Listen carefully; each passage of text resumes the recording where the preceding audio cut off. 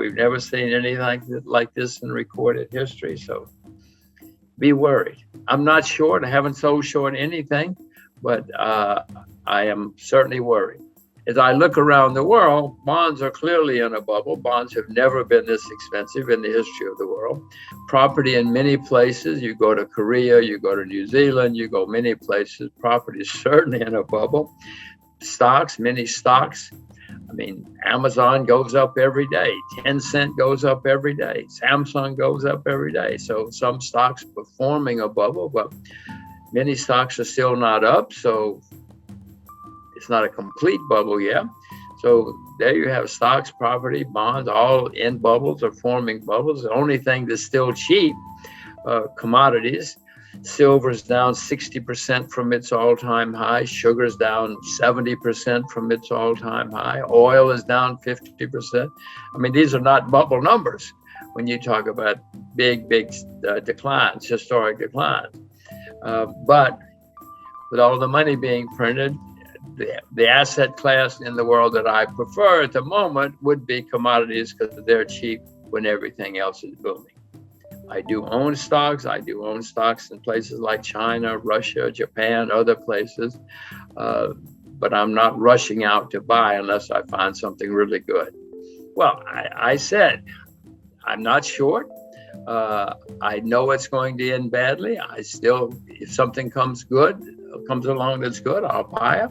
But Adam, I know this is going to end very, very, very badly. To repeat, the better it gets, the worse it's going to get when it comes to an end. I would suspect that when it ends, we're going to have the worst bear market in my lifetime. In 2008, we had a big bear market problem because of too much debt. Adam, since 2008, the debt everywhere skyrocketed, unbelievable. Even China has debt now. China didn't have debt 20 years ago, 15 years ago. But even China has a lot of debt now. Who's going to save us? The Chinese saved us in 2009 because they had a lot of money saved for a rainy day and they started spending it. They don't have a lot of money to spend now. Who's going to save us? North Korea?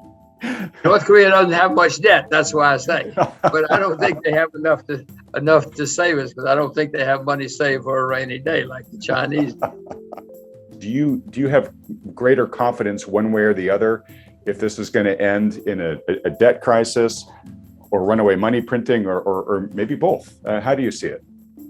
Well, first of all, I have no confidence in them. You said they. The other people you were talking about have confidence that they are going to save us. I have no confidence in they, whoever they are. I will say, Adam, it's a good time to be old in America because I don't have to pay for all of this when it comes to an end.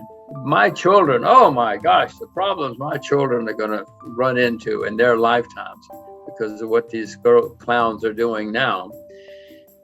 So I say it's good to be old. But you're right. It's going to end someday, and it's going to end badly when it ends. You said either currency collapse or economic collapse.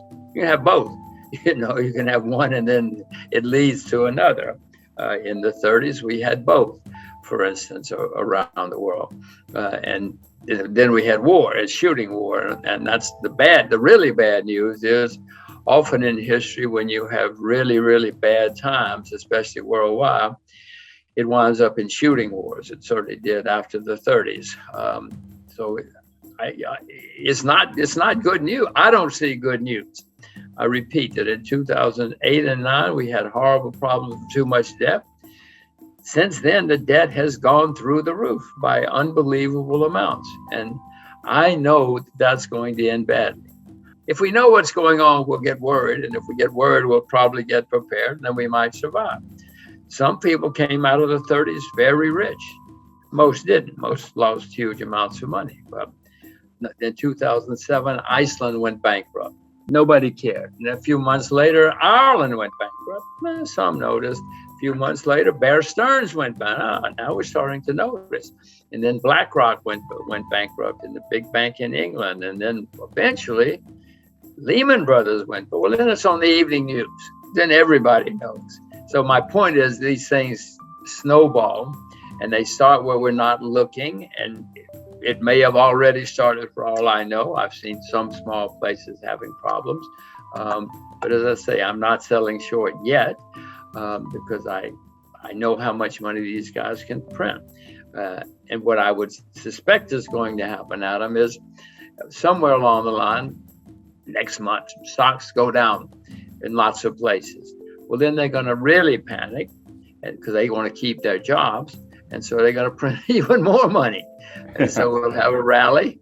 But I would suspect that would be the last rally because there's only so much. I mean, eventually the market says, wait a minute, guys, we've seen this movie before. We know how it ends. We don't care how much money you print. Do you worry at all about the societal implications about what's going on here? Absolutely. History is pretty clear that when you have bad times, there is usually social unrest. People aren't happy.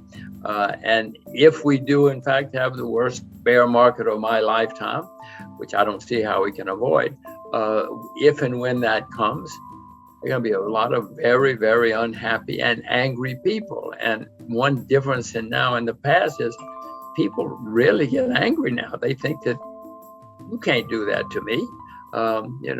In the 30s, people were a little more disciplined, a little more understanding of what was going on in the world. They weren't happy. There were protests. There was some violence, not much violence in the U.S. anyway, since that's what we're talking about. But people were a bit more accepting of the system. No, Adam, look out the window.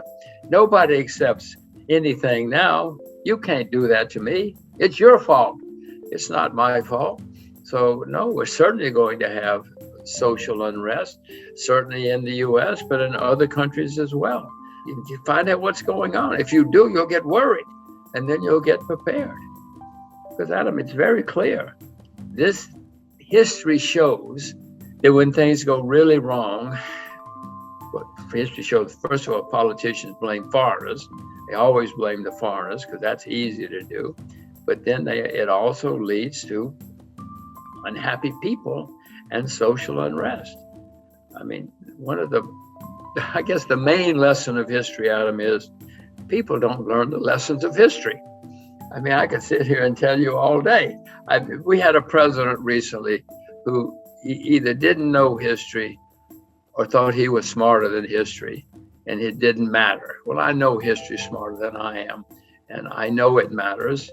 And I know it always goes that way, that people get very unhappy and they look for scapegoats, and then it's not good. They've already gotten into trillions, which you and I never could have conceived of. Most people could not have conceived of, but they don't want to stop.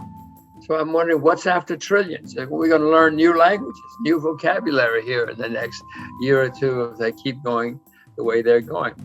Nearly every government, every central bank in the world has been printing huge amounts of money and borrowing and spending huge amounts of money. It's never happened like this in the history of the world. Never in recorded history have we seen so much excess. I'll call it excess. They think it's normal. They think it's fine. And this has caused many markets to go up a lot. You know, if you want to build a bridge, it takes a long time. But if you want to invest and you have a lot of money floating around, you just go on the internet, and in 5 seconds you can invest in anything you want to. And that's what's been happening, and that's what's continuing to happen. There might be signs that's beginning to slow down. The Chinese seem to be cutting back some, not a lot. Well, not a lot, but they're cutting back. They're not expanding. Other countries say they're cutting back, and the U.S. says, "Oh, maybe we should cut back someday." But in the meantime, there's gigantic amounts of money floating around. It's going into markets. It's going into the real economy as well.